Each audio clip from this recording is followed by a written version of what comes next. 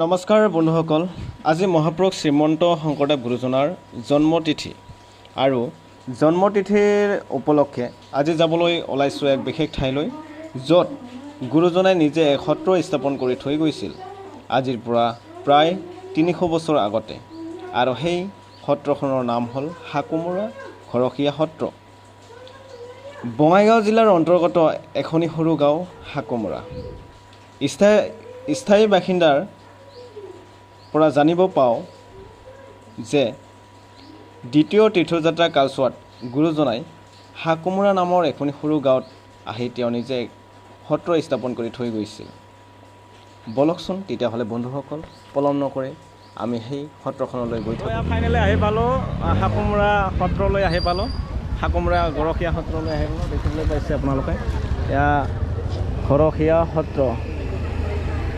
জগতগুৰু মহাপুৰুষ শ্ৰীমন্ত শংকৰদেৱৰ প্ৰতিষ্ঠিত এইটো গৰখীয়া সত্ৰ, হাকুমৰা পোষ্ট অফিচ, নয়াগাঁও, বঙাইগাঁও, জিলা বঙাইগাঁও। এয়া মেইন গেট, সত্ৰৰ মেইন গেট। এয়া ভক্ত সমাগম চাওক।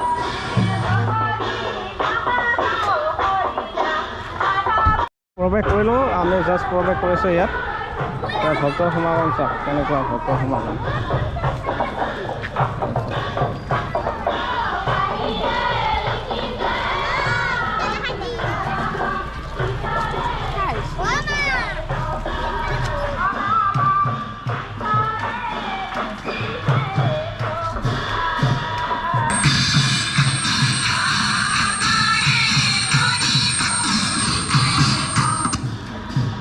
আহক এয়া চাওক, এয়া হাকুমৰা সত্ৰ, গৰখীয়া সত্ৰ।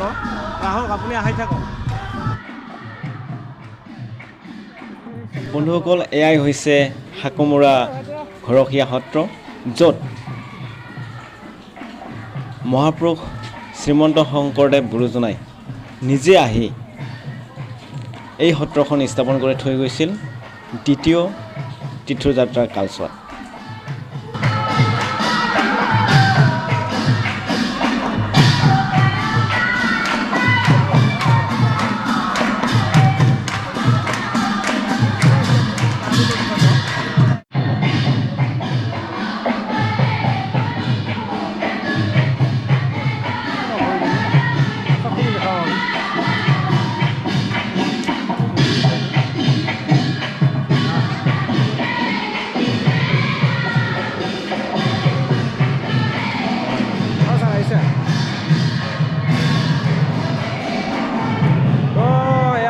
আহি পালোঁ ফাইনেলি।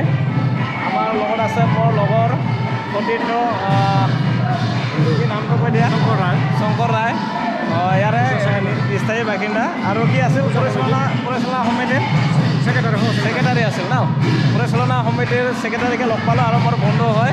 মই ভাবিছোঁ আজি ভিডিঅ'টো ভালে হ'ব। তো এয়া হ'ল মন্দিৰটো, গুৰুজনাৰ মেইন মন্দিৰ। চাওক, এয়া হৈছে শ্ৰীমন্ত শংকৰদেৱ গুৰুজনাই নিজে স্থাপন কৰি থৈ যোৱা এয়া সত্ৰখন। আৰু সত্ৰৰ এয়া ভিতৰচৰা গোটেইখিনি বস্তু দেখাবলৈ চেষ্টা কৰি আছোঁ আপোনালোকক। চাই যাব আগত।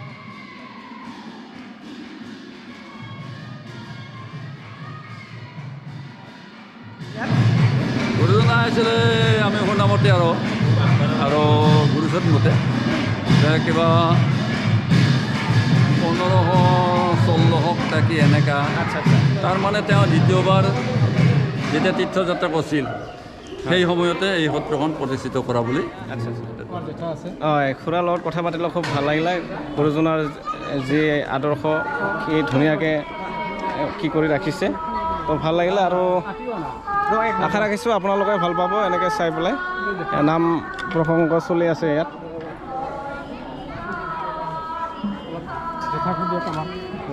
জানিব বিচাৰিছোঁ পুৰা, আমিতো গুৰুজনাৰ বহুত দিনৰ পৰা শুনি আছোঁ ইয়াত। তেখেতে সত্ৰটো স্থাপন কৰি থৈ গৈছিল। কেতিয়া আহিছিলে গুৰুজনা ইয়াত? তেওঁ অনুমানে 1553 চনত আহিছিল। তেওঁ জনামতে তেওঁ মানে দ্বিতীয় যেতিয়া তীৰ্থ ভ্ৰমণলৈ যায় তেতিয়া তেওঁ ইয়াত সত্ৰ স্থাপন কৰি তেওঁ কোচবিহাৰলৈ যায়। চিহ্নৰ ভিতৰত আছে ধৰক তেওঁৰ ভেটি মাটিটো আছিলে, তাৰপিছত এইবিলাক আপুনি দেখা পায় কুঁৱা গুৰুজনাৰ কুঁৱা এতিয়া 12টা কুঁৱা লাইন কৰি আছিলে তাৰপিছত 12টা কুঁৱা আছিলে না 12টা কুঁৱা কুঁৱাৰ ভিতৰত এইটো কুঁৱা হয় ইয়াত দুটা বৰ্তমান এইটো আছে না হয় আচ্ছা তেখেতে কি কৰি থৈ যোৱা না তেওঁলোকৰ দিনত তেওঁলোকৰ দিনত ফুলবোৰ এডাল আছে তেওঁৰ দিনৰে ফুলবোৰ আছে নেকি গছটো সেইডাল আচ্ছা গছজোপা দেখুৱাই আছোঁ আপোনালোকক সকলোখিনি হ'ল তেখেতে মানে ৰুই থৈ গৈছিল না ৰোপণ কৰি থৈ গৈছিল তো সেইখিনি দেখুৱাই আছোঁ আপোনালোকক আৰু 12টা কুঁৱাৰ ভিতৰত 2টা কুঁৱা এতিয়া মানে আছে আৰু মানুহখিনি আহি চিহ্ন হিচাপত চাব পাৰে আচ্ছা তো ঠিক আছে খুৰা ভাল লাগিলে লগ পাই ফুল দেখুৱাই আছোঁ আপোনালোকক তেখেতে মানে ৰোপণ কৰি থৈ গৈছিল হ'ল আমাৰ মহাপুৰুষ শ্ৰীমন্ত শংকৰদেৱ গুৰুজনাই নিজে ৰোপণ কৰি থৈ গৈছিল এই জোপা গছ এতিয়াও জীৱিত আছে কি ধুনীয়া হৈ আছে গছজোপা স্থানীয় বাসিন্দাই ধুনীয়াকৈ ৰাখিছে ইমান ধুনীয়াকৈ ৰাখিছে আপোনালোকে নিশ্চয় আহিলে চাই যাব পাৰিব হাকুমৰা ঘৰখীয়া সত্ৰত আহিলে নিশ্চয় চাই যাব পাৰিব ইয়াত দেখুৱাই আছোঁ আপোনালোকৰ সকলোখিনি বস্তু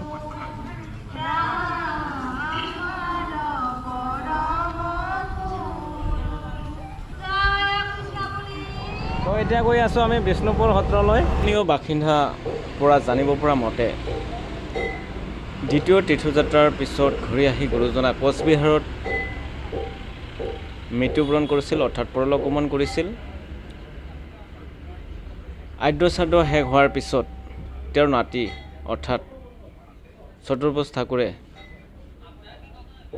তেওঁ ব্যৱহাৰ কৰা অৰ্থাৎ গুৰুজনাই ব্যৱহাৰ কৰা কিছু বস্তু নৌকাৰে লৈ আহি এক সত্ৰ স্থাপন কৰিছিল আৰু সেই সত্ৰখনৰ নাম হ'ল বিষ্ণুপুৰ সত্ৰ তো এয়া হৈছে বিষ্ণুপুৰ সত্ৰ চাওক মানুহৰ গেদাৰিং কেনেকুৱা হৈছে ইয়াত আৰু মই বাহিৰৰ পৰা দেখুৱাই আছোঁ বাহিৰৰ পৰিৱেশখিনি দেখুৱাই আছোঁ সত্ৰৰ বাহিৰৰ পৰিৱেশখিনি দেখুৱাই আছোঁ আপোনালোকে চাই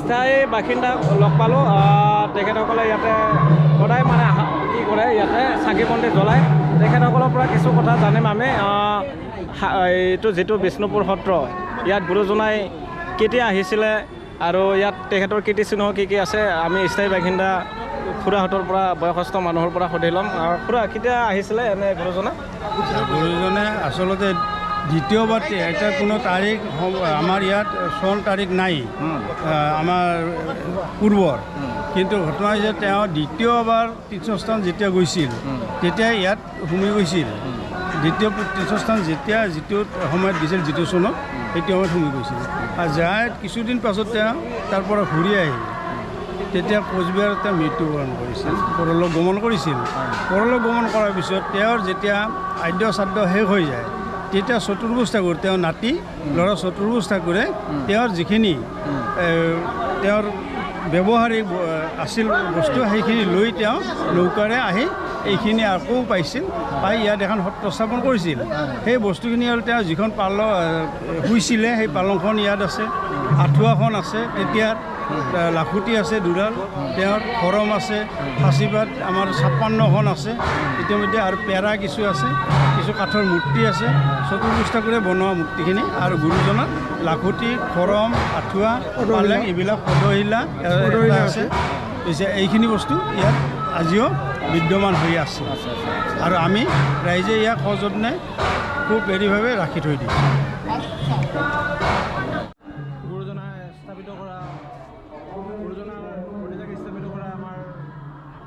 তো এয়াই হৈছে গুৰুজনাই ব্যৱহাৰ কৰা বিচনা, লগতে বিচনাৰ কাপোৰ, লগতে গামোচা আৰু বিভিন্ন বস্তু আছে ইয়াত। গোটেইখিনি বস্তু দেখাবলৈ অসুবিধা হৈছে ভিতৰত, যে বাহিৰৰ পৰা দেখুৱাই আছোঁ, যিহেতু ভিতৰত প্ৰৱেশ কৰিবলৈ দিয়া নাই। বাৰু যিয়ে নহওক মই বাহিৰৰ পৰাই দেখুৱাই আছোঁ। ইয়াতে আমি এইখিনি দেখাবলৈ সক্ষম হৈছোঁ আৰু বাহিৰৰ পিনত বাকীবিলাক আছে।